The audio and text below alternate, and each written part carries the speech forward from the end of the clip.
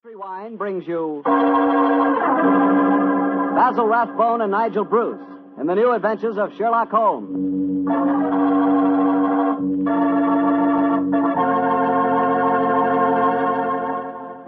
The Petrie family, the family that took time to bring you good wine, invites you to listen to Dr. Watson tell about an exciting adventure he shared with his old friend, that master detective, Sherlock Holmes.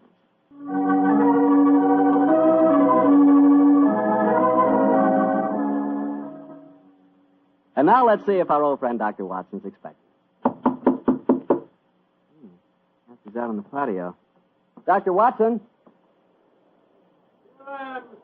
Marcel. Sit out here this evening, my boy. Oh, swell idea, Doctor. It certainly is a beautiful night. It certainly is. Draw up a chair and make yourself comfortable. That's it. You care for some of my tobacco? I think I'll stick to a cigarette, thanks. Well, Doctor, all ready for tonight's adventure? Yes, Mr. Bartell, I'm all ready. And a strange story it was. A very strange story. How did it begin? Stormy December night in 1900 with the rain pelting against the Baker Street windows? Or perhaps with you and the great Sherlock Holmes rattling along in a cab beside the foggy waterfront chasing some desperate criminal? You make quite a good storyteller yourself, Mr. Bartell. No. The adventure I'm going to tell you took place many, many thousands of miles afield from our Baker Street headquarters. To be exact, in the Indian city of Pabutipur, about 200 miles north of Calcutta. It must have been a mighty important case that made you both travel that far. It certainly was, my boy, yes. It was in answer in the summer of 1894, I remember, that Holmes received an urgent summons from the Maharaja of Pabutipur. After 5 weeks at sea, we reached Calcutta, and a few days later found ourselves on the veranda of our hotel in Pabutipur. As we sat there talking to the Maharaja's brother, Rabat Singh, we could hear the faint throb of native drums and the haunting wail of an Indian lute coming from the bazaar. And so, gentlemen, I thought that before I took you over to my brother's palace, I would tell you something of the problems that beset him. An excellent idea, Mr. Singh. Yes, indeed, sir, particularly as you've just told us your brother, the Maharaja, is not in the best of health. Just so, Dr. Watson. Interviews tire him, and in any case, his command of the English language is not so extensive as mine. And now, sir, the problem, if you please. As to the exact problem, Mr. Holmes, I am not completely informed. My dear brother has not seen fit to confide his entire troubles, even to me. In fact, until your arrival yesterday, I did not even know that you had been sent for. But I can tell you that his worries are centered on the safety of the White Elephant of Pabutipur. White elephant? Excuse me. Well, possibly you are not aware that white elephants actually do exist. Oh, yes, though I understand that they're extremely rare. Oh, extremely, Mr. Am I right Holmes? in thinking that in the East a white elephant is considered sacred? Quite right. Pray continue, sir. Well, in 1750, the first white elephant was presented to my great-great-grandfather, and with it came a legend. The legend that the Maharaja's rule would be happy, healthy, and successful only as long as the elephant flourished. If the animal were to die, then the reign would come to an end, and the Maharaja was doomed to a sudden death. Mr. Singh, who was responsible for the origin of this legend? Oh, a good and wise man who traveled from the mountains beyond Nepal. He it was who brought the first elephant to my great-great-grandfather. And how has the legend worked out in actual practice, sir? Its prophecies have come frighteningly true, Dr. Watson. Oh? The first elephant was killed by his mahout, his own keeper, after my illustrious ancestor had dismissed the man for incompetence. A week later, my great-great-grandfather was himself killed in a native uprising. And so it has gone on, gentlemen, since then. Amazing, amazing. When the elephants have died, and they have always died, the Maharaja of Pabutipur has died a violent death soon after. And as each new Maharaja has succeeded to the title, the wise man from the beyond the mountains has appeared, and with him, a new sacred white elephant. He last appeared 4 years ago when my brother inherited the title. But it can't still be the same man, sir. Why not, Doctor? Well, I mean to say, that'd make him a couple of 100 years old. A trifle less, I fancy, Doctor. Really, my dear sir, it seems to me your story is the wrong way round. Men don't live to such an age, whereas elephants are noted for their length of life. That's true, Watson, but apparently not the sacred white ones of Pabutipur. Mr. Singh, in the event that of your brother's death, who would become the Maharaja? I should, Mr. Holmes. Oh, I can see what you are thinking, sir. The next in line to succeed to the title would have an excellent motive for wishing the animal dead. Well, the logic is inescapable. But the thought had no personal implications, I assure you. Well, I'm very anxious to see this fabulous animal. The sacred white elephant is never seen except at the yearly festival that celebrates another anniversary of the Maharaja's rule. So the animal is only seen once a year, eh? Yes, Mr. Holmes. And when is the next anniversary, may I ask? In 2 weeks' time. Oh, our arrival seems to have coincided very nicely with the ceremony. Yes, Watson, a fact that I'm sure is not coincidental. Well, Mr. Singh, I'm very glad that you told us the legend of the sacred white elephant, and now I suggest that you take us to the palace. I'm most anxious to make the Maharaja's acquaintance.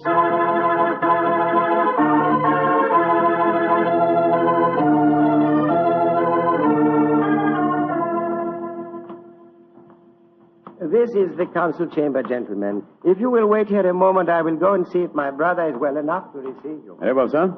On my soul, Holmes, I'm not easily impressed, but this palace is absolutely staggering in its magnificence. Yes, it does rather take one's breath away, doesn't it? I think it does. This floor is of the finest marble, and unless I'm much mistaken, that magnificent rug is a genuine Baccara. Yes, by Jove, it is. I could swear that the staircase we mounted a moment ago had railings of solid gold. You did, old chap. It did? This is a country of paradoxes, where opulence beyond the dreams of Midas rubs shoulders with the direst poverty. And yet, looking at a palace like this, it's not hard to see why India is called the brightest jewel in the diadem of the British Empire. Good Lord, what's that? That is an elephant trumpeting. Oh, yes, of course. Do you suppose it's the sacred white one? Undoubtedly. You will recall the Maharaja's brother told us it's the only one at the palace. Cheers. It's an odd sound. Yes, a very comforting one. The animal seems to be in the best of health. Who waits in the Maharaja's council Good gracious room? me, you gave me a start. I didn't hear you come in. And my friend and I are waiting for an audience with His Highness. No one can hold audience with the Maharaja. Please to leave. Now, look here, my good fellow. Watson, I'm please. pleased to leave. Watson. What? We've traveled 12,000 miles to see the Maharaja, sir, at his request. In any case, his brother is with him now arranging an audience. I am Mada, the Maharaja's physician and chief counselor. And I tell you, you cannot hold audience today. And I tell you that I haven't the slightest intention of leaving the palace without seeing him. You defy authority of Mada? Saila! Azur? Sahib log ke le jao. Now, I warn you that if I have any... Oh, I'm glad you're back, Mr. Singh. This fellow told us that we couldn't see your brother. And furthermore, he seems to labor under the misapprehension that he can have us thrown bodily out of the palace. Mother, you do not understand. These are the gentlemen my brother wishes to see. From England he has sent for them. It was against my counsel they were summoned. No good will come of this. Follow me, gentlemen. My brother, the Maharaja, will see you now. But please do not stay with him too long. He is far from well.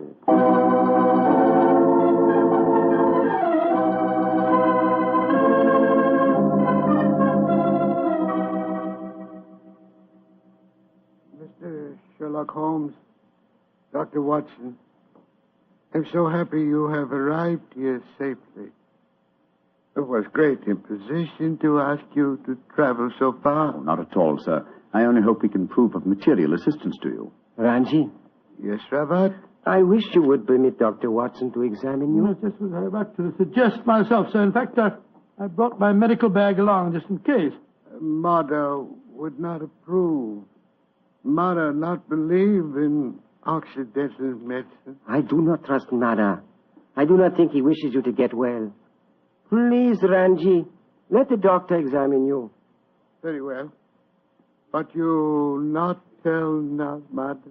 And now, what seems to be the trouble, Your Highness? My eyes, they torture me. Night and day, they torture me. Yes, I noticed they seem very inflamed. Now, let me take a look at them. Yes. Now, open them a little wider, please, sir. I throb, burn, night and day. Night, day, burn. The color is distinctly reddened. However, this isn't anything very, very serious, sir. What you're suffering from is a case of what we call conjunctivitis. What you do relieve pain, doctor? Oh, some eye drops will give you relief in no time, sir. I have some here in my bag. Oh, thank you. Thank you. Perhaps medicine will help. Yes, I'm sure it will, sir. Here you are. Now, this small bottle and an eyedropper. This is an eyedropper. Just put a few drops in the corner of each eye, and I'm sure that you'll get some relief in no time at all. Thank you, Dr. Watson. You think there is nothing seriously wrong, Doctor? Mother gave it as his opinion that my brother's eyesight was in serious If you danger. pardon my saying so, I think it more likely that my medical knowledge exceeds his. I can assure you there's nothing seriously the matter with your brother's eyes, sir. I'm happy you say so. Now you will please excuse me while I take medication and rest a little. We discuss my problems later. Quarters already prepared for you in palace. You do not mind, Mr. Holmes? Not at all, sir. Though in the interim, I should like to employ my time to the full by inspecting your sacred white elephant. No, that I cannot allow. I must talk to you first. I think, sir, you will do well to give me permission to see the animal. I already have my suspicions as to your reason for bringing me here, and it will be best if I'm completely informed when we have our discussion. Very well. Can do no harm. Here. Take ring. Show ring to Sucro. He's keeper of animal. Sucro will let you into elephant house when he see ring. Thank you, sir. And please rest comfortably.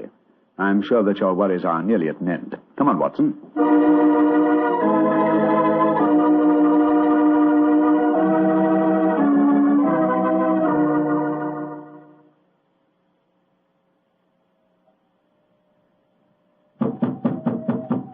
Well, they told us this was the elephant house. Why in thunder doesn't the keeper open the door? I imagine because his mind is preoccupied with music. Knock again, old fellow, will you? Uh-huh. He heard us that time. Yeah, about time. He must have been knocking here for 5 or 6 minutes.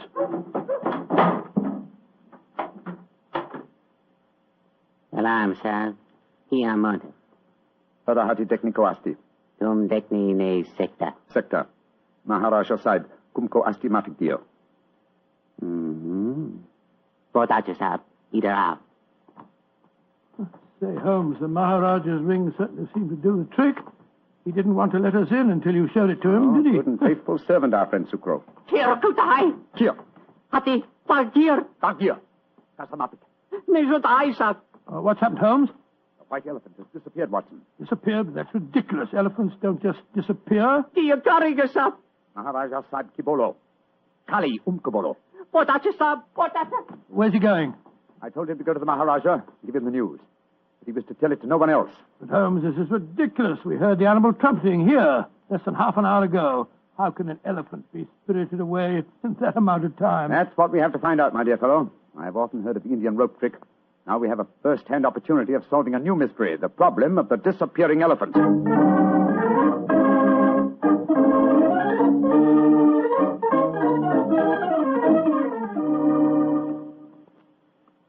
Holmes, this is farcical. We spent half an hour searching this elephant house. After all, an elephant isn't exactly insignificant. I doubt if you're going to find it under those boards in the corner over there. True, Watson, but nonetheless, there are interesting clues to be observed. Clues? What clues? Come over here, old chap. Bloodstains. Great Scott, you're not suggesting that's elephant's blood? It's hard to say, though I would venture the opinion that it would require the blood of several human corpses to produce an equivalent amount of blood. In any case, you will notice that the stains are dried and old. Hello? That must be the elephant keeper back from the palace. Now, Watson, his mother, the Maharaja's physician. Mr. Holmes, Dr. Watson, at once you must come back to the palace. What's wrong, sir? This is the Maharaja. Death has come to him. Dead? Great heavens. Exactly what happened? Sukro, keeper of the elephant, came to the Maharaja. He said he had a most important message to deliver. He had. I told him to deliver it. Then what happened? A few moments later, I heard cries. I went to the Maharaja's room and found him in delirium. He was saying about the elephant having disappeared. His brother and I tried to give comfort to him, but we could do nothing. His breathing became more and more labored. Finally, it stopped altogether. So the doom of Pabutipur is fulfilled once again. The elephant is gone and the Maharaja's reign is ended. Come on.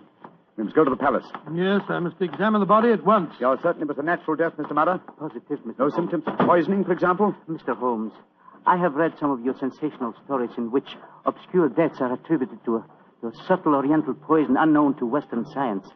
I can assure you that if the Maharaja has been poisoned, it has been caused by no poison known to me.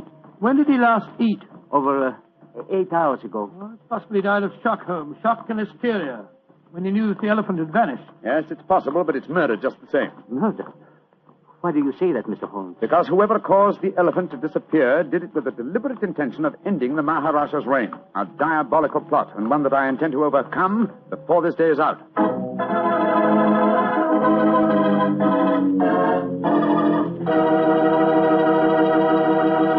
Dr. Watson's story will continue in just a second, so all I'm going to say is, if you like a swell red wine with your dinner, well, then you should know about Petri California Burgundy. And now back to tonight's new Sherlock Holmes adventure, the case of the Vanishing Elephant. Tell me, Doctor, did you examine the Maharaja's body? Yes, of course I did, Mr. Bartell. Holmes was convinced that the Maharaja had been murdered, but I could find no trace of foul play. After my examination, I joined Holmes in our quarters, and I gave him my opinion. Found out anything? Looks like natural death to me, Holmes. No traces of poison? None that I could see. Of course, it's hard to be certain without an autopsy. Did you suggest one? Yes, but the new Maharaja won't hear of it. It's against their religion, apparently. Yes, I was afraid of that. Meantime, I've been conducting a cross-examination of some of the palace servants. Oh? What do you find out? Principally that all of them heard the elephant trumpeting this morning. Did any of them suggest how the animal might have been smuggled out to the palace grounds? They insisted that such a feat would be impossible without their knowledge. Well, what's our next move, Holmes?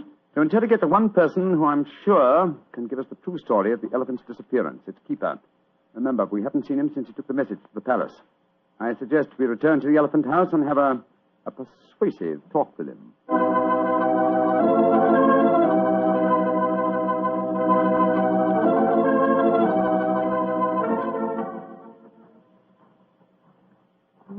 This must be the house. It's the only one that's near the elephant pen. Ramshackle-looking place, isn't it? Extremely. Sucro! Sucro! Don't tell me that he's vanished, too. This is beginning to get on my nerves. Oh, no. Sucro! I think under the circumstances, we'll take the liberty of entering. Sucro! Look, Holmes. Look on the floor. We're too late. Good Lord. What a horrible sight. His throat's been cut. Obviously, another murder. He knew the secret of the vanishing elephant. Let's have a look around. Sucro was quite a musician. Look at this weird assortment of instruments. Native lute. Well, we heard him playing that today as we approached the elephant house. What's this? It looks like a sort of giant megaphone. A musical instrument of some kind. Observe the mouthpiece here. Let's see what kind of noise it makes. Great Scott. The instrument sounds exactly like an elephant trumpeting. Of course. Come, Scarrow, why didn't I think of this before? Come on, Watson, back to the palace as fast as your legs can carry you. The mystery is solved.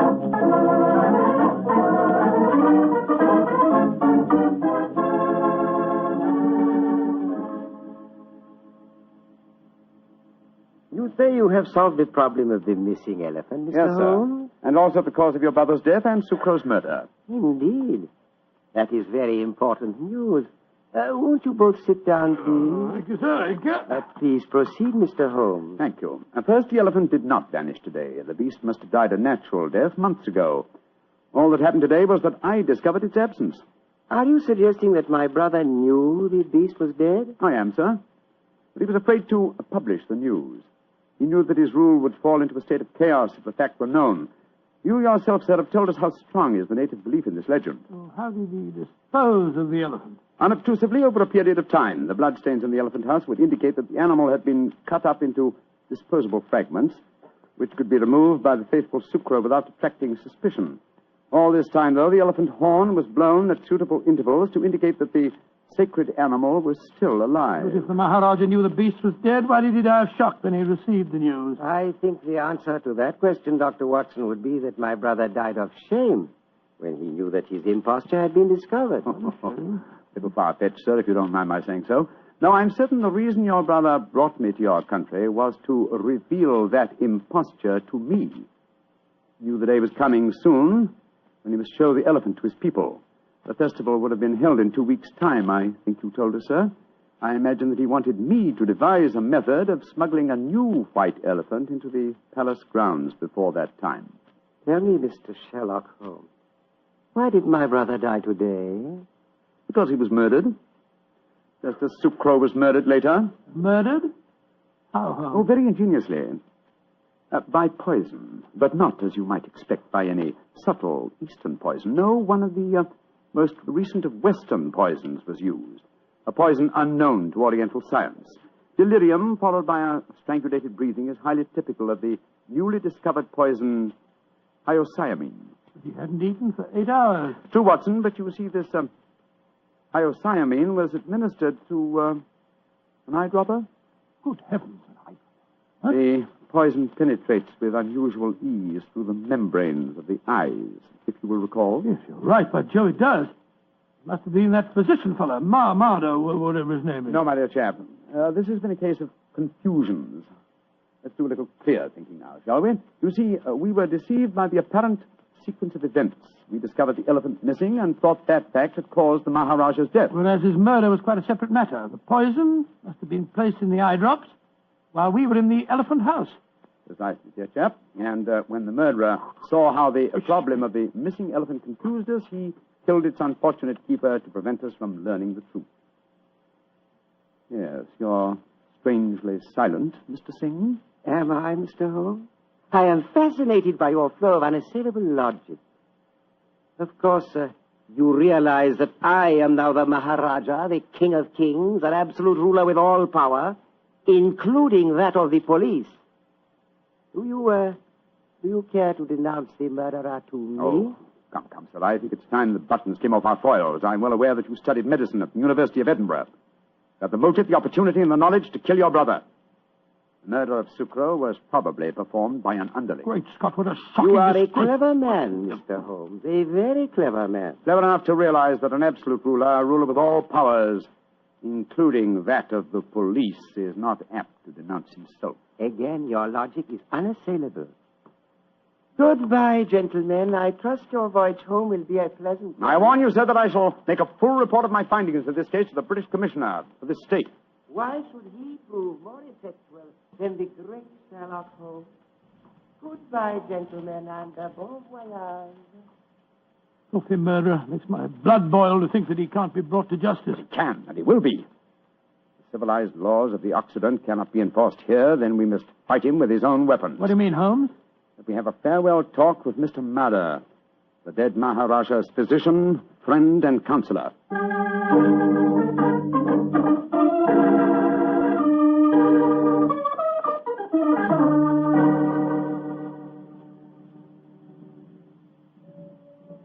But this is a terrible story you have told me, Mr. Holmes. My beloved ruler murdered by his own brother, and yet he cannot be made to account for his crimes. He can be, sir, if you will help Mr. Holmes. Of course I will. What can I do? Try and obtain the eye drops before they're destroyed, will you? Have them analyzed by a Western scientist and forward the reports to me in London. I'll take the necessary action. I will try to do that, Mr. Holmes. But if I fail, there is one other way I can avenge my master's death. In a few weeks, the new Maharaja will be enthroned. I understand you, sir. The wise man from beyond the mountains of Nepal will bring a new white elephant. Perhaps an elephant that will not live very long. You understand me perfectly, Mr. Holmes. I can promise you that the elephant will die in a very short time. And with it, the new Maharaja, my master, shall be avenged.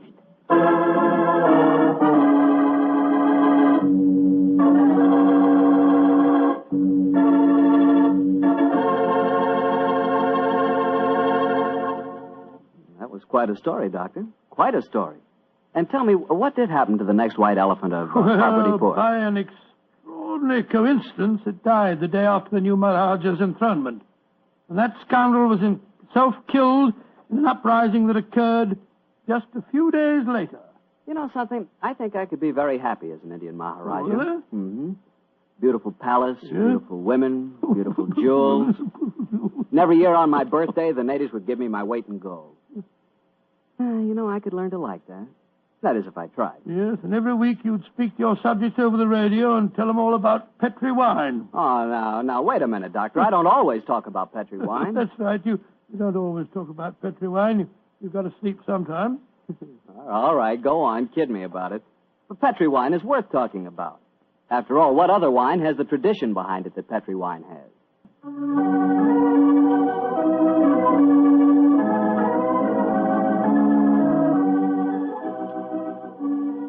Tonight's Sherlock Holmes adventure is written by Dennis Green and Anthony Boucher and is based on an incident in the Sir Arthur Conan Doyle story, The Engineer's Thumb. Mr. Rathbone appears through the courtesy of Metro-Goldwyn-Mayer and Mr. Bruce through the courtesy of Universal Pictures, where they are now starring in the Sherlock Holmes series. The Petri Wine Company of San Francisco, California, invites you to tune in again next week, same time, same station. This is Harry Bartell saying goodnight for the Petri family. Sherlock Holmes comes to you from our Hollywood studios. This is the Mutual Broadcasting System.